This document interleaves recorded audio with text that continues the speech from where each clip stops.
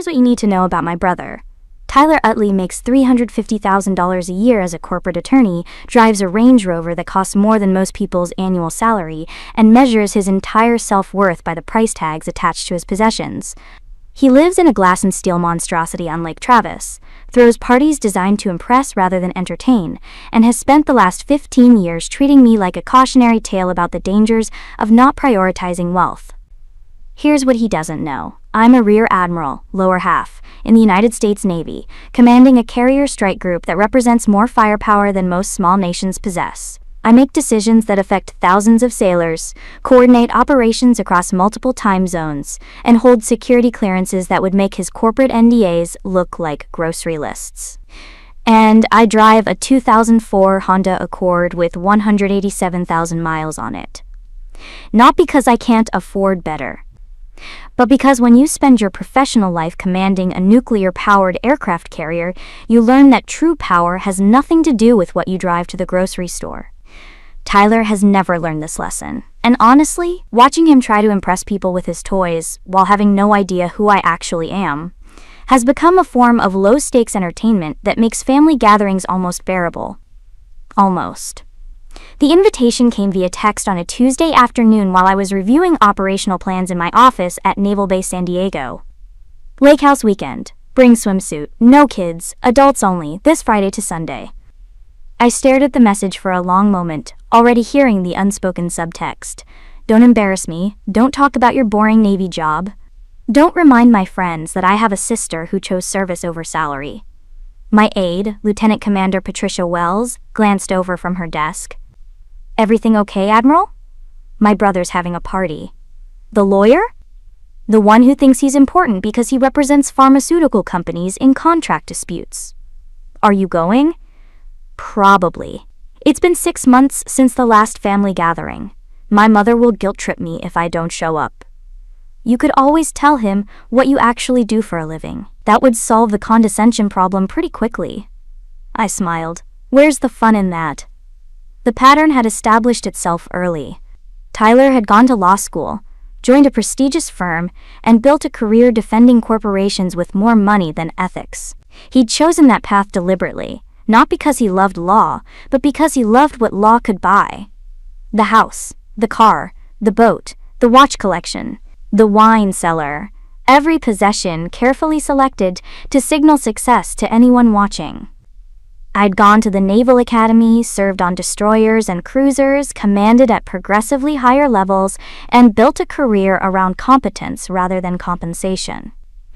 I lived in base housing when deployed, rented a modest apartment in San Diego when stateside, and drove a car that had been paid off for over a decade. To Tyler, this meant I'd failed to monetize my potential, failed to understand that success meant visible wealth, failed to play the game correctly. Our parents had reinforced this worldview through years of subtle comparisons. Tyler just bought another investment property. Tyler's firm made him partner. Tyler's taking his friends to Aspen for the weekend. My promotions were acknowledged with polite nods. My deployments were met with vague concern. My achievements were mysteries that didn't translate into dinner party conversation. When I made Captain 06, commanding officer of a guided missile cruiser, my mother had said, "That's wonderful, dear. Tyler just made senior partner. Isn't it nice that you're both doing well in your own ways?" When I made Rear Admiral at 43, a rank achieved by less than 1% of naval officers, Tyler had been in the middle of closing a major deal. "Congrats on the promotion thing," he texted. "Can't talk now. About to make $2 million in fees." The thing is, I could have corrected him. Could have explained that the promotion thing meant I now commanded billions of dollars in assets and thousands of personnel. Could have mentioned that my base pay as an 07 was actually quite good, and that decades of careful investing had built me a portfolio that would have impressed even Tyler's wealth-obsessed friends. But I didn't, because Tyler didn't want to know. He wanted to believe his narrative, that he'd chosen wealth and success, and I'd chosen service and struggle. And I'd learned that people who need you to be unsuccessful rarely respond well to evidence that you're not. Friday afternoon, I loaded a duffel bag into my Honda's trunk and started the 3-hour drive to Lake Travis. The car ran like a dream. I'd maintained it meticulously, changed the oil religiously, replaced parts before they failed. It wasn't pretty, but it was reliable. Kind of like the Navy, actually. The route took me through hill country, past vineyards and ranch land, the kind of Texas landscape that looked like it should be in a commercial for trucks or whiskey. My phone rang through the car's ancient speaker system. Admiral Utley, I answered using my rank because it amused me to do so when no one could hear. It's Wells, just confirming you're back Monday at 0900 for the Joint Chiefs briefing prep? Confirmed, I'll be there.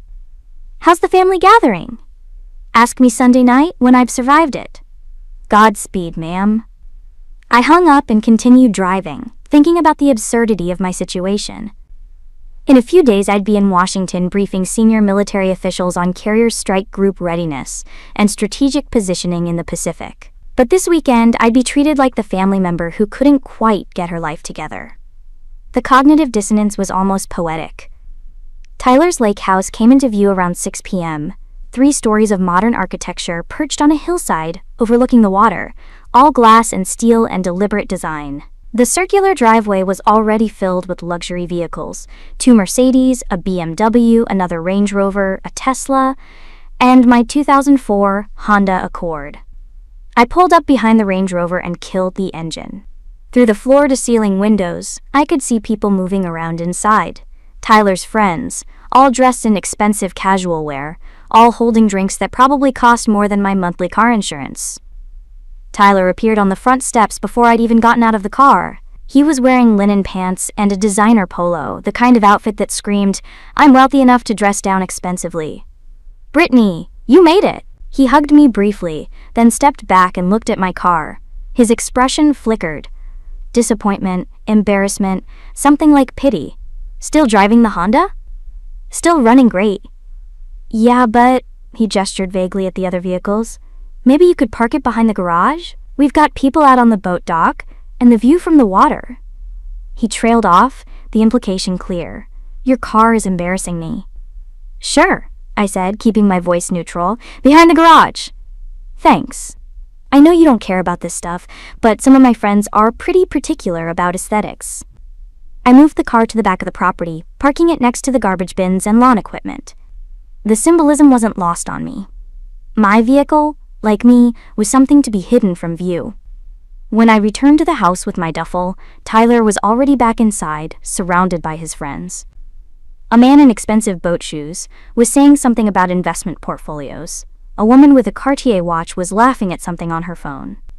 My mother appeared from the kitchen. "Brittany, oh good, you're here. Tyler was worried you'd backed out."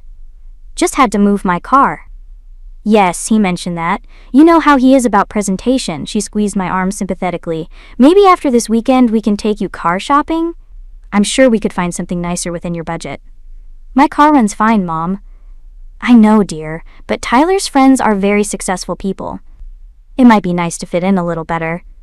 I smiled and didn't respond. What could I say? That I just coordinated a multinational naval exercise involving 6 countries and 12,000 personnel? That I had been offered a staff position at the Pentagon but turned it down to stay in operational command? That fitting in with Tyler's friends was about as important to me as their opinions on carrier-based aviation? The weekend unfolded exactly as I'd expected. Tyler held court, telling stories about his legal victories and expensive purchases. His friends discussed their investment properties, their business ventures, their designer wardrobes. I spent most of Saturday on the dock, reading a book about naval strategy while Tyler's friends jet-skied and drank overpriced rosé. "What do you do again?" asked one of Tyler's law partners, a man named Blake who'd already had 3 glasses of wine. "I'm in the Navy." "Oh, like administrative stuff?" "Something like that." "Must be tough living on that salary. Tyler mentioned you're still driving a 20-year-old car." "It's only 20 years old, still has good life left in it." "That's a very positive attitude." He patted my shoulder like I was a child learning to cope with disappointment. "Good for you. Not everyone needs luxury." I smiled and returned to my book, which was about asymmetric warfare and force projection. Blake wandered off to discuss his vacation home in Napa. That night at dinner, catered, naturally, because Tyler would never cook for his own party, the conversation turned to cars. "I'm thinking about upgrading," Tyler announced. The Range Rover is fine, but I test drove the new Porsche Cayenne Turbo. Incredible machine, $160,000, but worth every penny. Do it, urged Blake. Life's too short to drive boring cars. What are you driving these days, Brittany? Asked another guest, a woman named Victoria who managed a hedge fund. 2004 Honda Accord. Silence. The kind of silence that follows when someone admits to a social faux pas. Oh, Victoria said carefully, that's very practical. Does it even still run? Asked Blake, genuinely curious. Barely, Tyler said, laughing. He wasn't being cruel. He genuinely thought he was making a joke, lightening the mood, helping me save face. I keep telling her to upgrade, but you know how stubborn she is. Everyone laughed politely. Poor Brittany with her ancient car and her stubborn refusal to prioritize nice things. My mother jumped in, trying to help. Brittany's always been very sensible with money. Not everyone needs expensive cars and fancy things. True, agreed Victoria. My housekeeper drives an old Honda. Very reliable cars. I was being compared to the housekeeper. Excellent. The thing is, I said carefully, I spend most of my time on Navy bases. Not a lot of need for a luxury vehicle when you're deployed. Right, your Navy thing, Tyler said dismissively. How's that going? It's going well. Still doing the same job? More or less.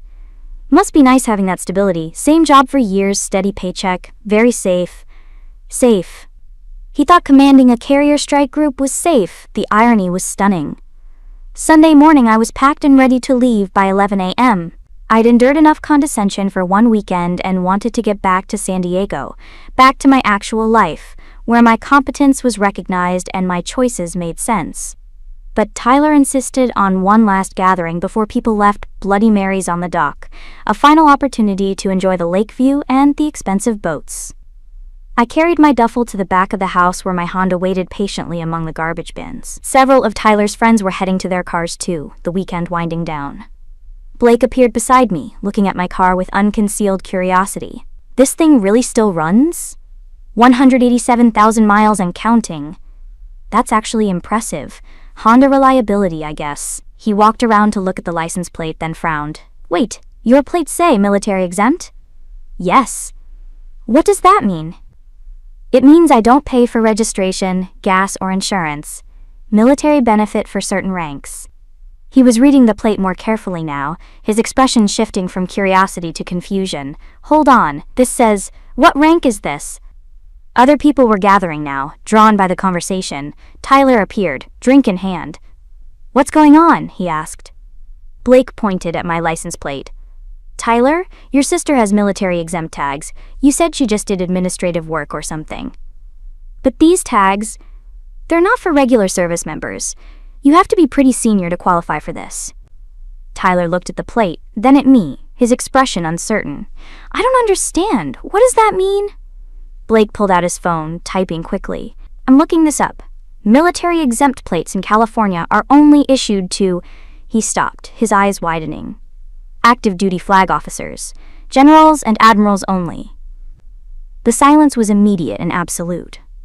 That can't be right, Tyler said weakly. Brittany's not a...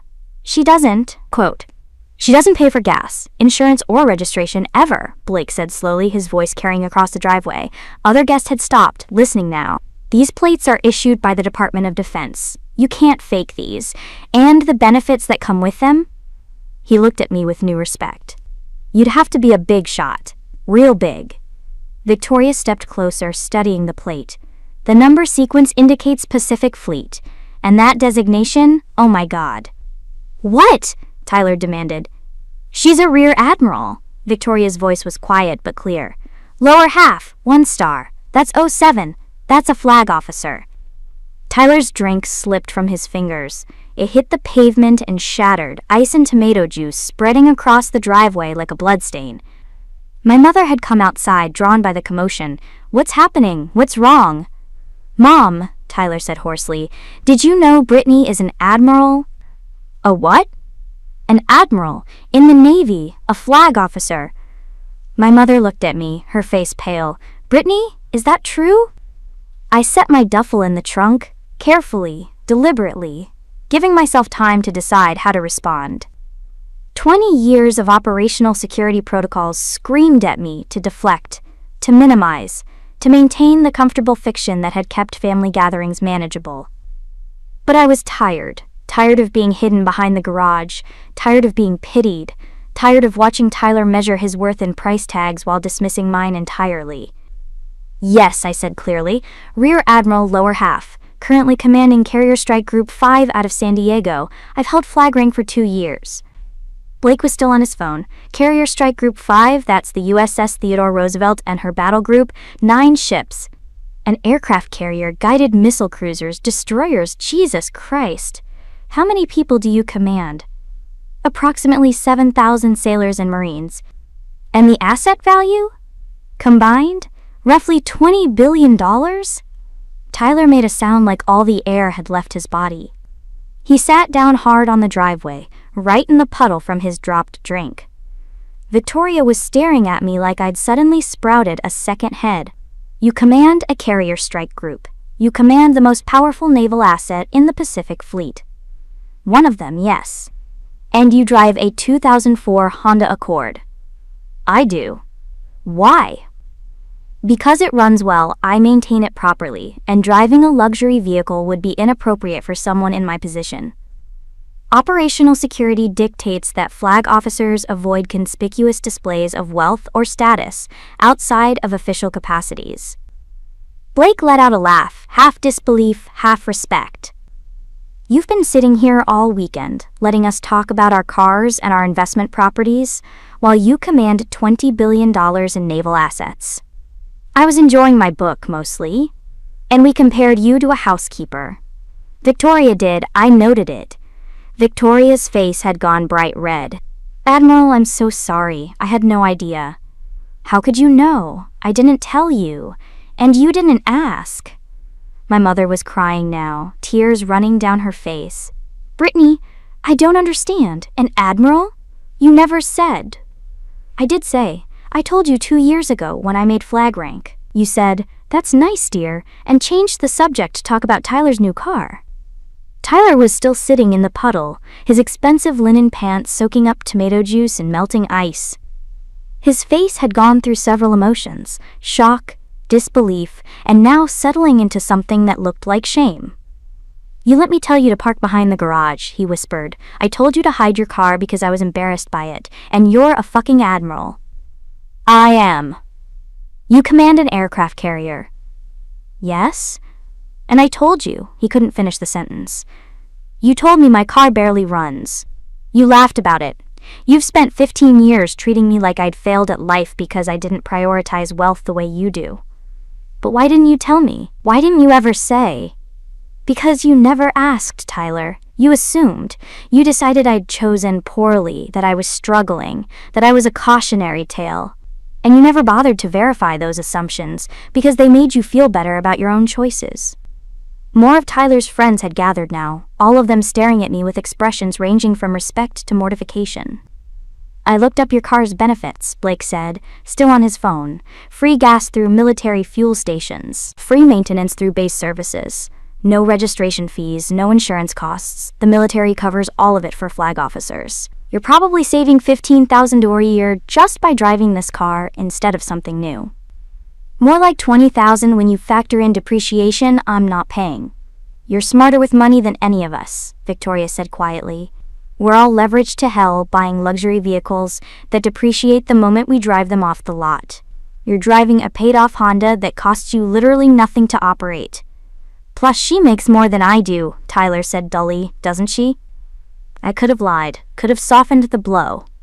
Base pay for an 07 with over 20 years of service is about $170,000. With housing allowances, C-pay, and various other benefits, total compensation is closer to $220,000.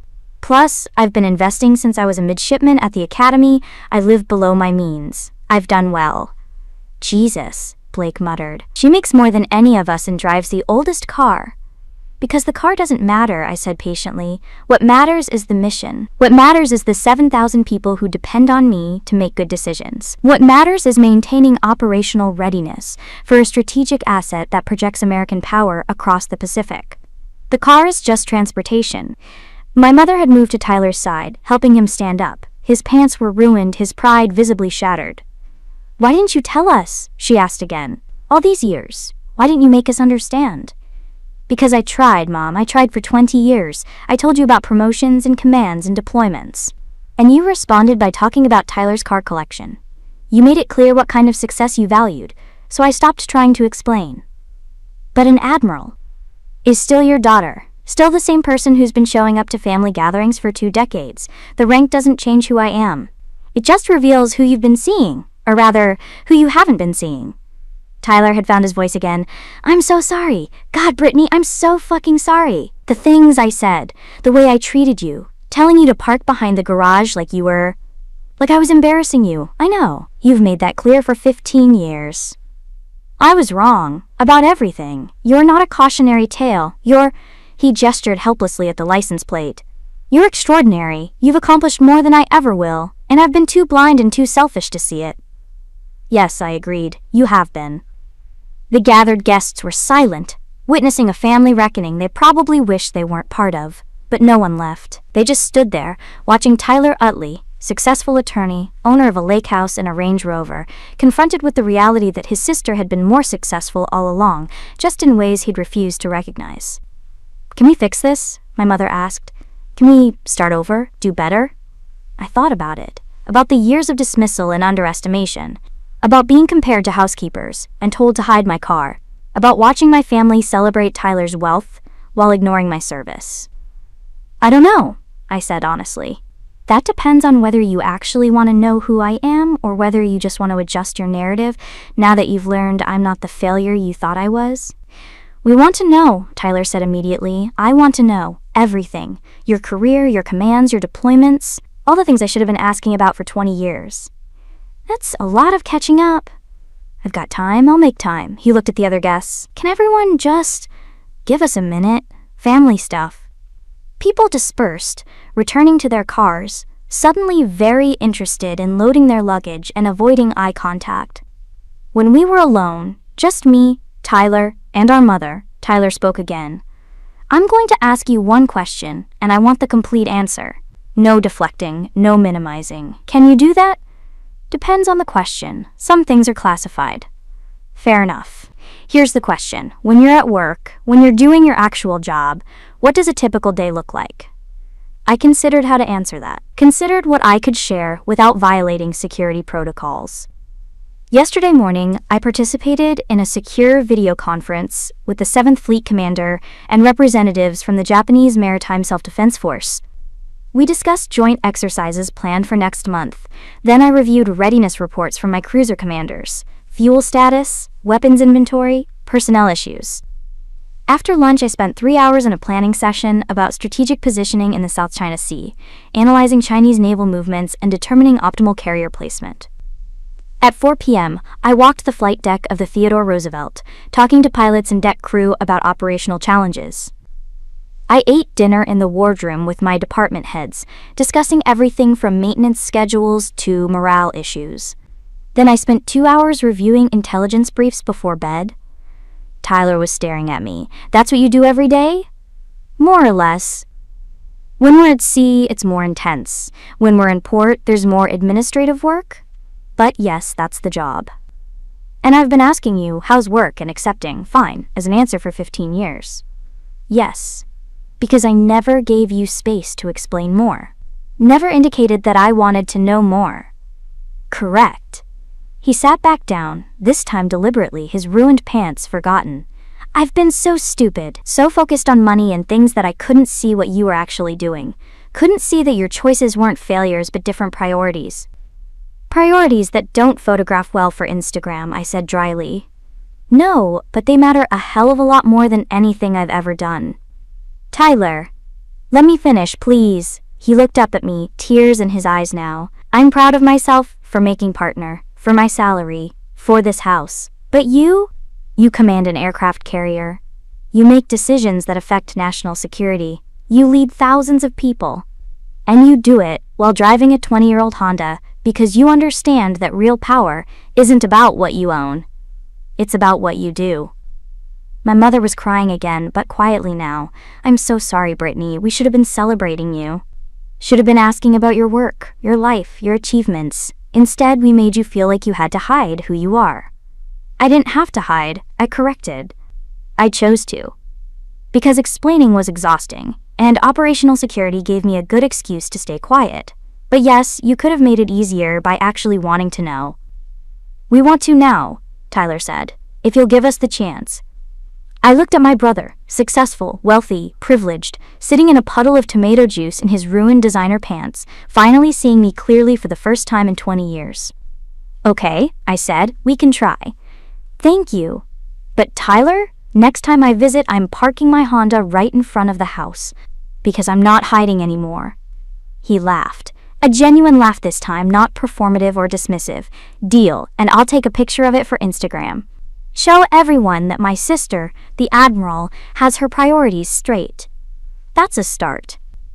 I drove back to San Diego in my 2004 Honda Accord, license plate proudly displaying my flag officer status, thinking about the weekend that had just unfolded. The reveal hadn't been planned. I hadn't orchestrated some grand exposure. It had happened by accident, a friend noticing a license plate, asking questions, connecting dots. But maybe that was better. Maybe that made it real in a way that a planned confrontation never could have been. My phone rang through the ancient speakers. "Wells again? Admiral? Just confirming tomorrow's schedule. Brief at 0900, then a lunch meeting with the maintenance commander, then your meeting with the Secretary of the Navy's staff at 1400. Confirmed. I'll be there." How was the family gathering? Illuminating. That sounds ominous. They found out about my rank, entirely by accident. Blake, one of Tyler's friends, recognized my military exempt plates. Wells laughed. "Okay, that must have been something." Tyler dropped his drink, literally. Just dropped it and sat down in the puddle. I wish I'd been there.